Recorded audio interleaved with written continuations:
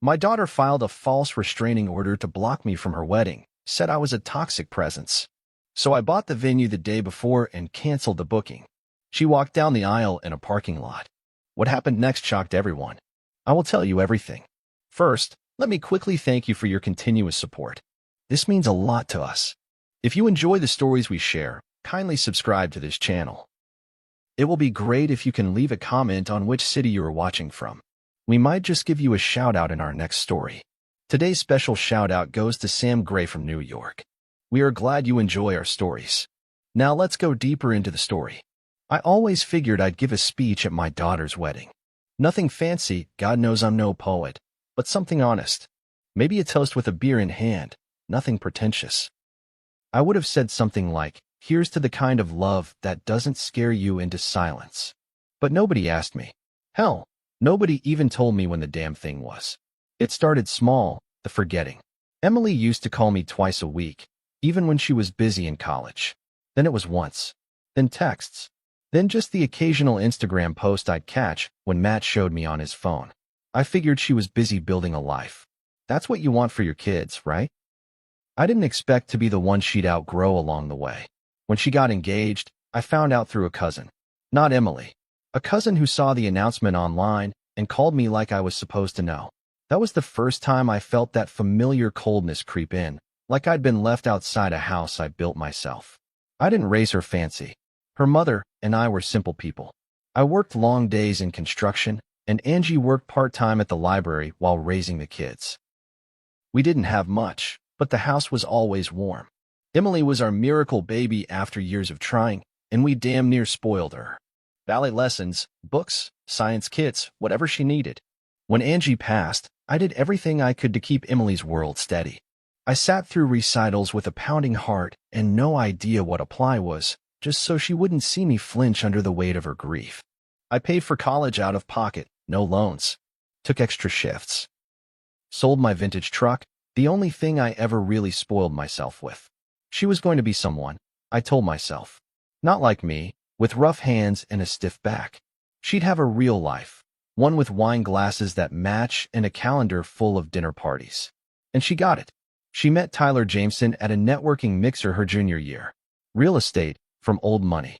You know the type. Leather shoes, expensive watch, smiles that never quite reach the eyes. First time I met him, he shook my hand like he was sealing a deal and called me Mr. Reyes 3 times in one conversation, like he was trying to impress a parole officer. I didn't say anything. I just nodded. Told myself not to make waves. But little things started changing after that. Emily stopped coming home for holidays. She said Tyler's family had traditions. She stopped wearing the pendant her mother gave her. Her hair changed. Her voice changed, less warmth, more polish. And when I tried to talk to her about it, she'd smile and say, "Dad, you worry too much. Everything's fine." So I let it be. I thought maybe it was just growing pains. Maybe she'd come around. But the real slap came one Sunday afternoon in May.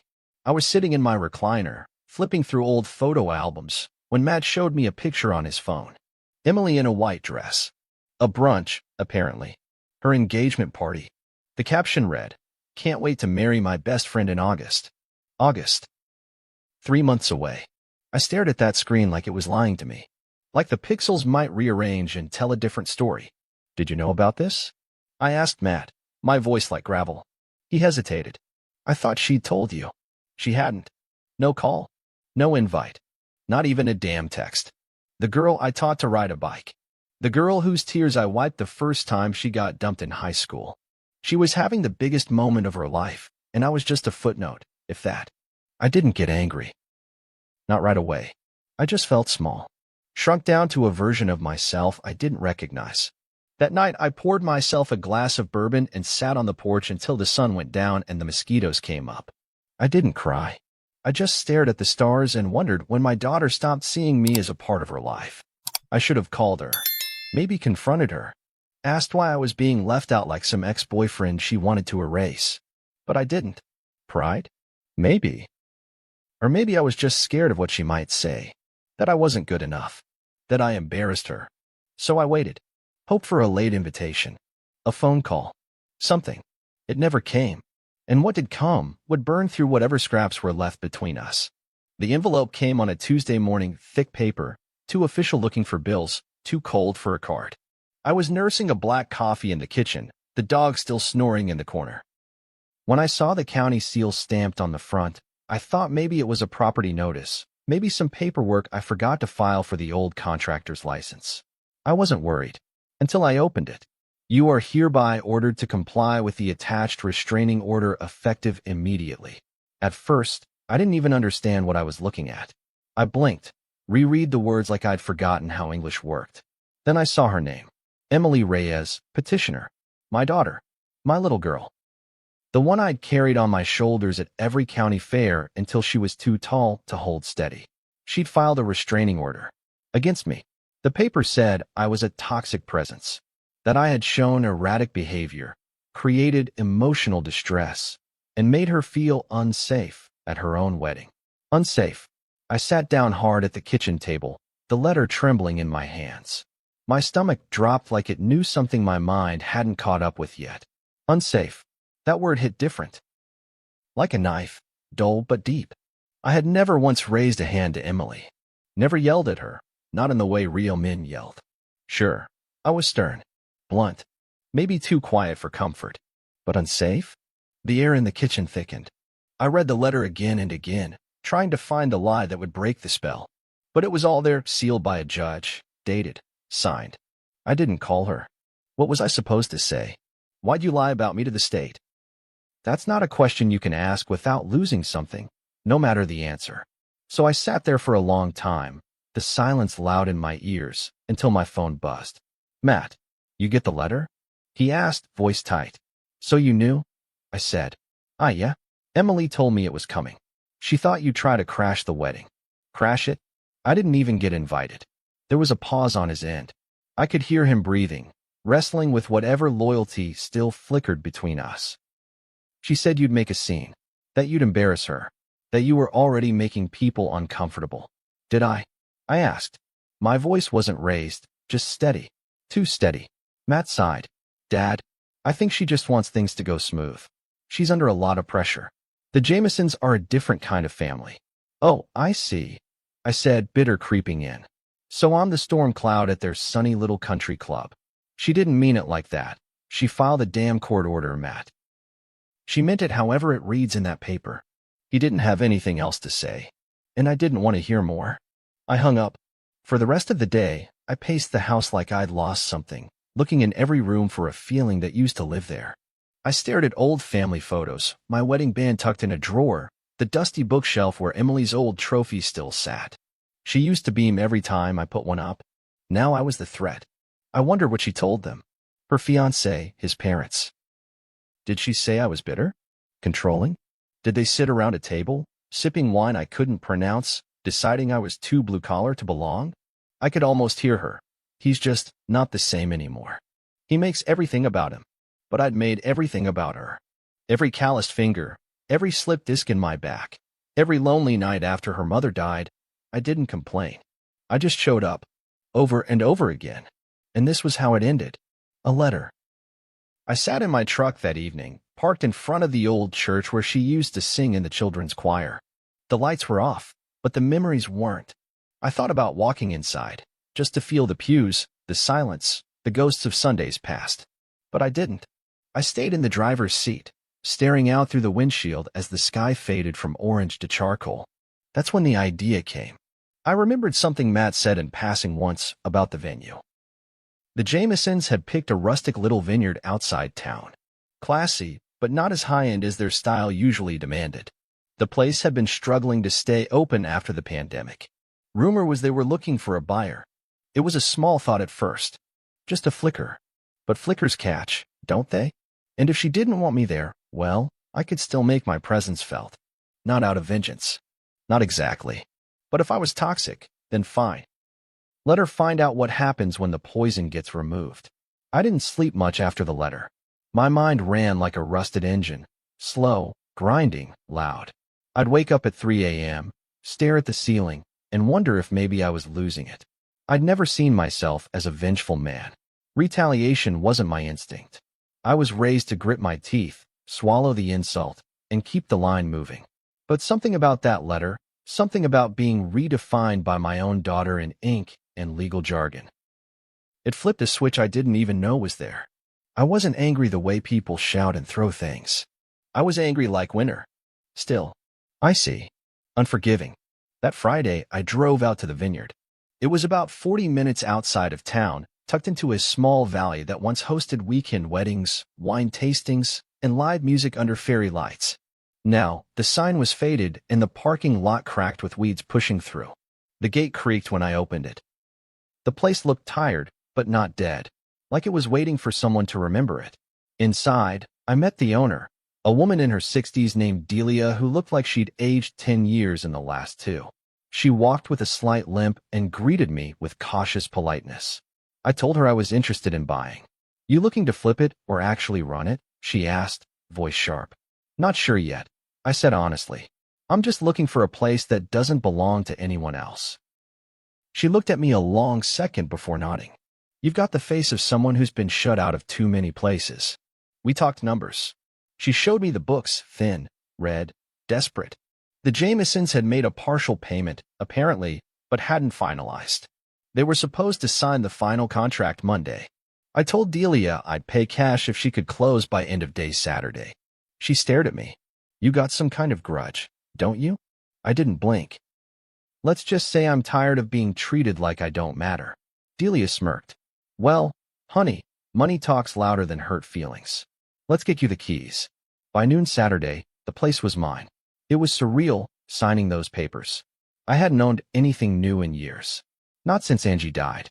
I'd paid off the house, never bought a new car, didn't travel. Everything I had saved was for the kids, college, weddings, emergencies. Turns out, this was the emergency. The final step was calling the wedding planner. I used the number I found in an email Emily had once forwarded, back when she still CC'd me on anything. "This is Rebecca," a chipper voice answered. "Hi, Rebecca. This is Daniel Reyes. I'm the new owner of Willow Creek Vineyard." Pause. "Oh, I'm sorry, the new what?" "Owner. Bought it yesterday. Just wanted to let you know the venue won't be hosting any events for a while. Certainly not tomorrow." The silence stretched long. "But we have a wedding scheduled. Emily and Tyler, I'm aware. You'll need to notify them. The contract's void. Was never finalized. Consider this a courtesy call." She stammered, trying to sound professional while clearly panicking. "Mr. Reyes, this could cause real hardship for them. We're less than 24 hours away." "I imagined so," I said quietly. "But that's not my problem anymore." And I hung up. I didn't gloat. I didn't toast myself. I just sat on the porch of the vineyard with a thermos of coffee, looking out at the rows of untrimmed vines. The sun dipped low, and the air smelled like earth and bruised fruit. It was quiet in a way I hadn't felt in years. I thought of Angie. God, what would she say? Probably something gentler than what I'd done. She was the buffer between me and the world. She softened me. But she wasn't here. And the girl we'd raised had decided I was no longer fit to attend her wedding. So I did what she asked. I stayed out. But not quiet. I didn't go home that night. I stayed in the small guest house behind the vineyard. I didn't want to see my neighborhood. Didn't want questions from nosy neighbors who still remembered Emily as a sweet girl with pink barrettes and skinned knees. That version of her was long gone, replaced by someone who wore me like an old coat she didn't want to be seen in. The next morning, I dressed like I would any other Sunday. Jeans, button-down, worn boots, and walked out to the gravel driveway as the first confused cars arrived. I stayed in the background, arms folded, leaning against the fence. It didn't take long before word spread. There was no venue, no chairs, no string quartet, no open bar, just the hot sun and a parking lot. And then I saw her, Emily, standing by a white SUV, hair curled, veil in hand, mouth open in disbelief. Her phone was pressed to her ear, then she slammed it down and turned to look around. And when her eyes found me across the fence line, they narrowed. She walked over. "Alone. Dad, what did you do?" Her voice cracked, not in sadness, but fury laced with desperation. "I followed your orders," I said calmly. "You didn't want me near your wedding. Now it's not near me." Her lip quivered. "You ruined everything." "No," I said. You did that the day you decided I was a threat to your perfect day? I just gave you what you asked for. Please, she whispered. You've made your point. Just let it happen. I met her eyes, cold and steady. Emily, I spent my life showing up for you. You kicked me out with a lie. That was your choice. This, I gestured to the barren space behind me, is mine. And then I walked away. By the time I got back to my truck, the yelling had started. It was distant. Half-shouted names, the wedding planner nearly in tears, and the sound of folding chairs being unloaded from a rental van like someone had just remembered it was still a wedding day. Damn it. And guests were arriving.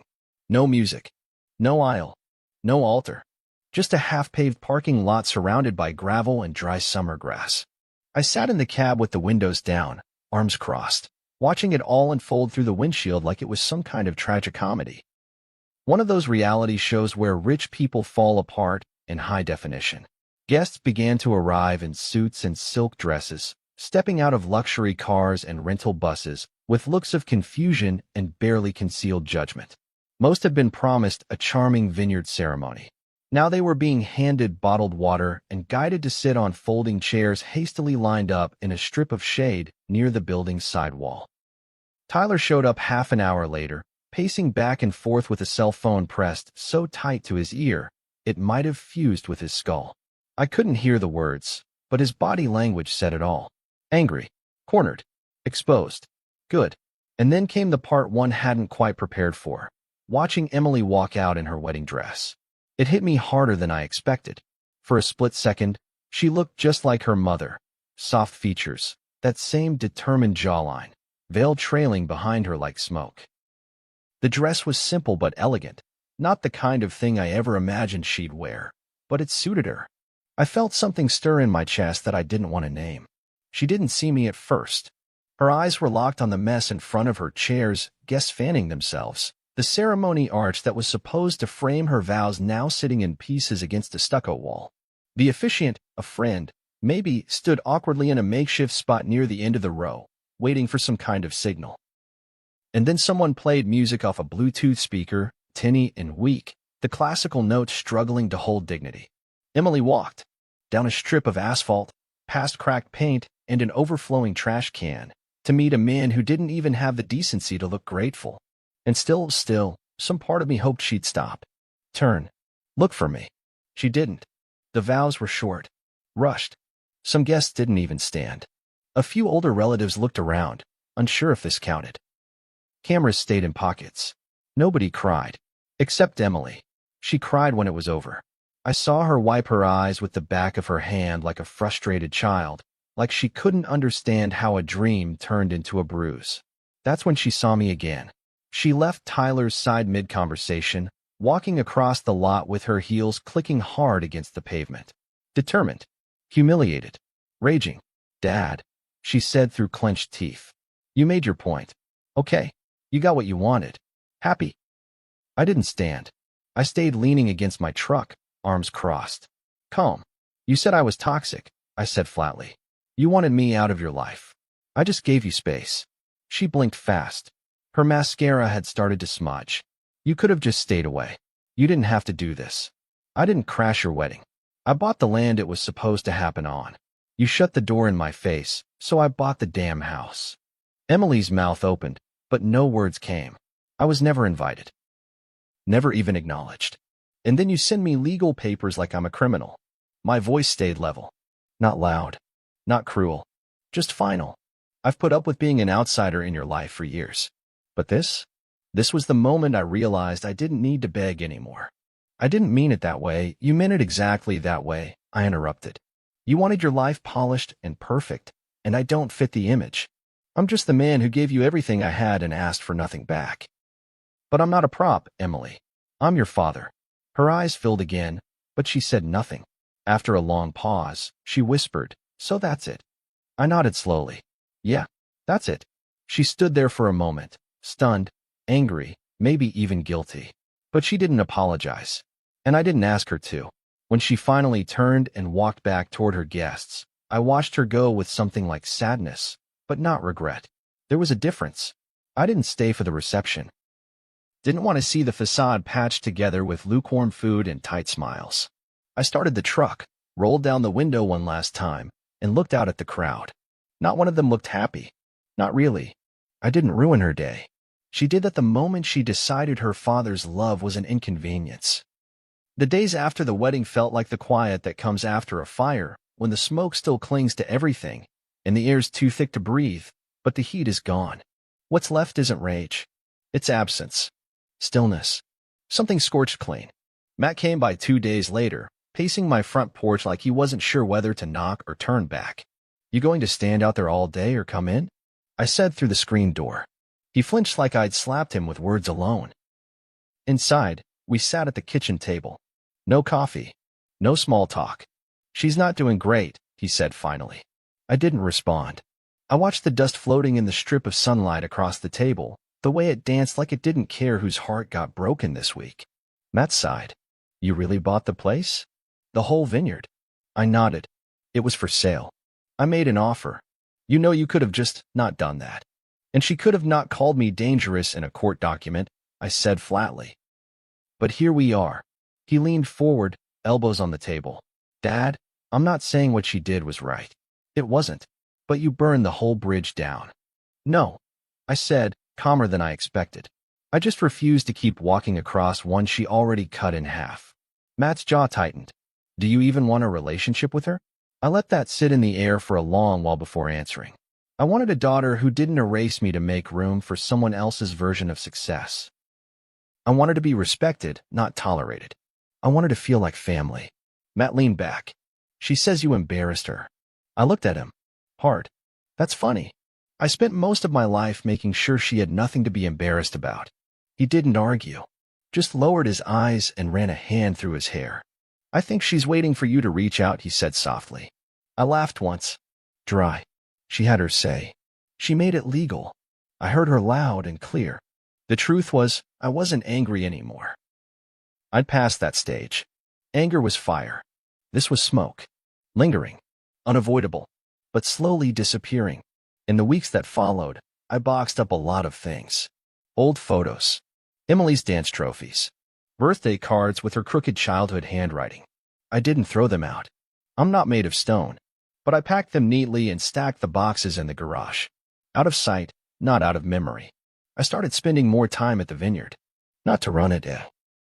God knows I wasn't trying to become a wedding planner, but to make it livable.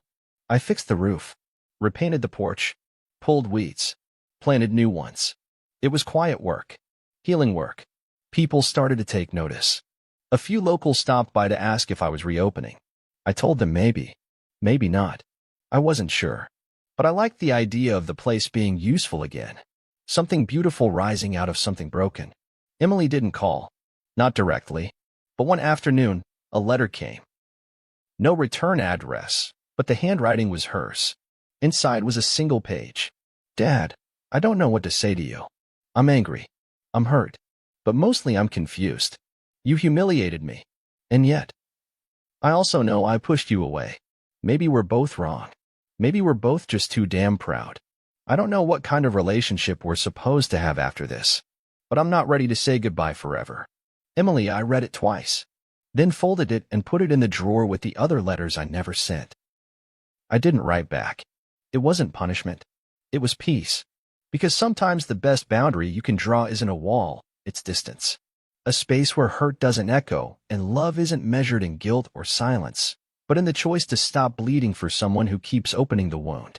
That was my choice now, and I was going to stand by it. The vineyard bloomed slow but steady. By late spring, the rows of vines had taken to the soil again. I didn't know much about grapes. I still don't. But I learned how to listen. To the ground. To the air.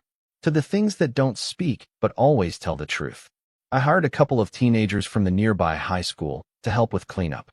One of them, Milo, asked if I was planning to turn it into a wedding venue again. I told him maybe. Told him the last wedding planned here didn't go so well. He laughed, not knowing the story.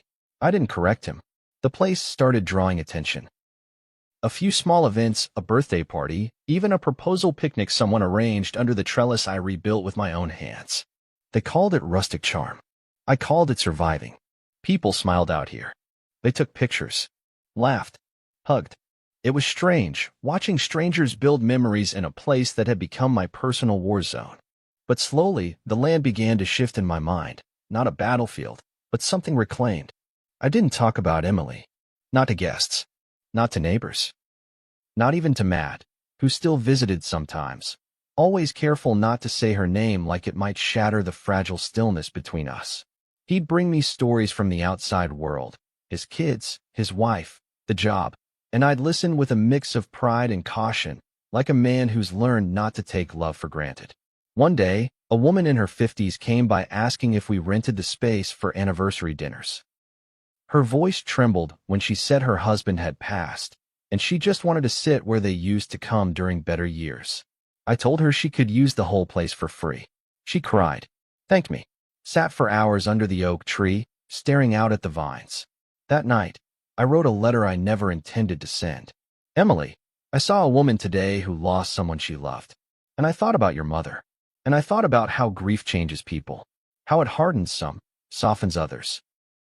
I don't know if we're ever going to be close again. I don't know if you even want that. But I hope someday, if you walk through these gates again, it's not out of obligation or bitterness. I hope it's because you remember what we built here, before the anger, before the silence. I hope you come back when you're ready. If you never do, I'll still be here. Dad, I folded it. Set it in a drawer with the others. Weeks passed. Then months. No reply. No letter. But one evening, I saw a car pull into the gravel drive. A white SUV. Familiar. It didn't park. It just sat there for a minute before slowly backing out and driving away. She didn't come inside. And that was okay, because I wasn't waiting anymore. Now I sit on a bench I built myself, sturdy, smooth, with a view of the valley, and I breathe. Not hoping. Not grieving. Just living. Sometimes peace isn't loud. It's not a parade or a breakthrough moment. It's the absence of chaos. The quiet edge where pain stops echoing and becomes something softer. I didn't destroy her wedding. I reclaimed my dignity. And for the first time in a long time, that felt like enough.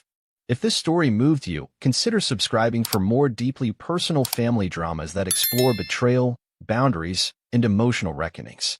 Each tale is a raw, honest journey through the fractures that shape us and the strength it takes to walk away. Don't miss the next one.